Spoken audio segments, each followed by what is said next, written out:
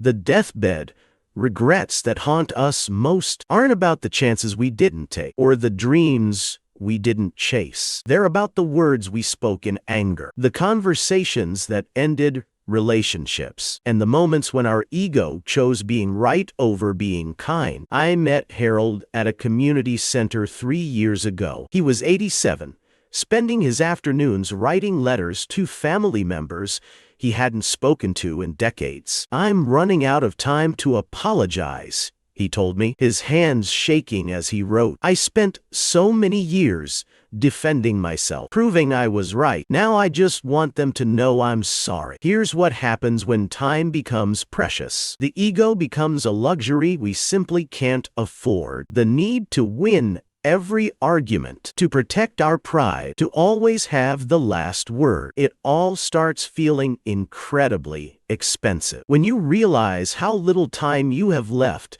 to actually connect with people. Today, I want to share 3 transformative realizations that completely change how we communicate as we age. These aren't just nice ideas. They're practical shifts that can save your relationships before it's too late. When we're younger, speaking from ego feels necessary. We're building our identity, establishing our place in the world. Being right matters more than being kind because we think our worth depends on winning. We defend our opinions like they're under attack, react defensively to criticism, and speak from a place of protection rather than connection. But here's the hidden cost nobody talks about. Every ego-driven conversation builds a wall. Every time we choose being right over being understanding, we damage something that might never fully heal. I know a family where 2 brothers haven't spoken in 15 years. It started with an argument about their father's will. Neither remembers exactly what was said, but both remember feeling attacked, misunderstood, wrong. Their ego demanded they defend their position. Now their children have never met their cousins. Holidays are split. A family was destroyed because 2 grown men couldn't say, "I understand your perspective," instead of "You're completely wrong." The awakening moment comes differently for everyone. For some, it's watching a relationship die over words that didn't really matter. For others, it's the exhaustion of constantly being on guard, always ready to defend. You start to notice how much energy it takes to maintain your position in every conversation. Think about the last time you had a heated discussion. Remember that feeling in your chest, the way your heart raced, how your mind scrambled for the perfect comeback. That's your body paying the price for ego-driven communication. We literally stress ourselves into illness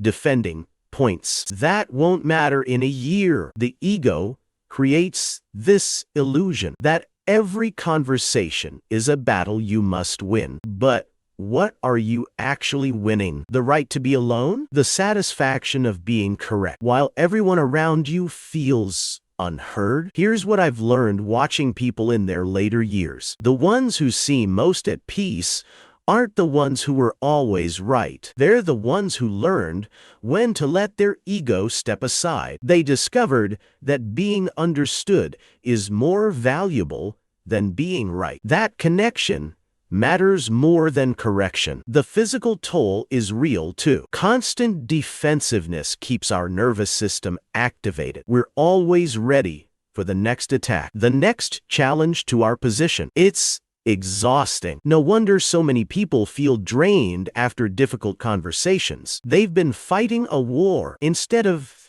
having a discussion. When you're 30, you think you have endless time to repair damaged relationships. When you're 70, you realize how many bridges you've burned, defending positions you can barely remember. The ego's price tag becomes crystal clear. It costs you the very connections that make life meaningful. So what does speaking from the heart actually look like? It's not about becoming soft or avoiding difficult conversations. It's about approaching every interaction with genuine curiosity instead of defensive armor. Speaking from the heart means leading with vulnerability. Instead of "you're wrong about that," try "help me understand your perspective." Instead of "that's ridiculous," try "I see it differently. But tell me more about how you arrived at that conclusion."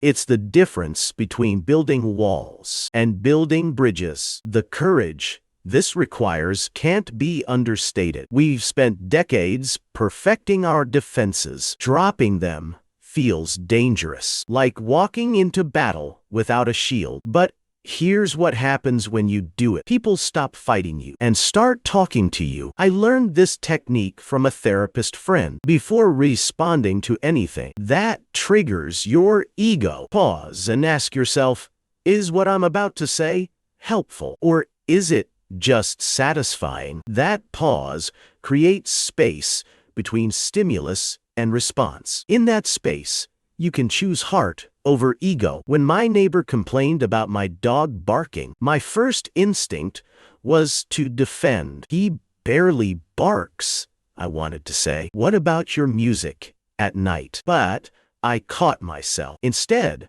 I said, "I hadn't realized it was bothering you. What times is it worst?" That conversation led to a solution and strengthened our relationship. Instead of starting a feud, heart-centered communication has this almost magical quality. It heals old wounds. When you respond to anger with curiosity, to criticism with openness, something shifts in the other person. They stop expecting a fight and start expecting understanding. I watched this happen with Harold, the man I mentioned earlier. His daughter finally agreed to meet him after receiving one of his letters. Instead of explaining why he'd been right all those years ago, he simply said, "I'm sorry I made you feel unheard. Tell me what that was like for you." They cried together for the first time in 20 years. The freedom that comes from not needing to win every conversation is profound. You stop carrying the weight of every slight, every misunderstanding. Your energy goes toward connection instead of protection. This shift creates a ripple effect. When you stop being defensive, others become less defensive too. When you listen without preparing your rebuttal, people feel safe to be honest with you. Your changed communication style gives others permission to drop their armor as well. Making this shift requires daily practice. Every morning, I set an intention about how I want to show up in conversations that day. Not what I want to accomplish or prove, but how I want to make people feel when they talk to me. The key is recognizing your ego triggers before they hijack your responses. Mine are being interrupted, having my expertise questioned, and feeling misunderstood. When I notice these triggers activating, I take a breath and remind myself that this conversation isn't about winning, it's about connecting. The art of apologizing without defending is perhaps the most important skill you can develop. When you mess up, resist the urge to explain why you did what you did. Just acknowledge the impact and express genuine regret. "I'm sorry my words hurt you" is infinitely more powerful than "I'm sorry, but I was stressed and didn't mean it that way." This shift affects more than just your relationships. It transforms your inner peace. When you're not constantly defending your position, your mind becomes quieter. You sleep better. You worry less about what people think because you're not trying to control their opinions anymore. Think about the legacy you're creating through your words. In your later years, people won't remember your clever comebacks or how often you were right. They'll remember how you made them feel. They'll remember whether conversations with you felt safe or dangerous, whether you listened or just waited for your turn to speak. Here's your daily practice. Each morning, ask yourself, how do I want to show up in conversations today? Each evening, reflect on your interactions. When did ego drive your responses? When did you speak from the heart? What would you do differently? Start small. Choose one relationship where you'll practice dropping your defenses. Notice how it feels to listen without preparing your response. Pay attention to how the other person changes when they feel truly heard. Every conversation is a choice between ego and heart, between being right and being connected. The wisdom of later years teaches us that relationships are the only currency that matters in the end. You don't have to wait until you're 80 to make this shift. Start today. Choose curiosity over defensiveness, understanding over being understood. Subscribe for more insights on living authentically and building the relationships that truly matter.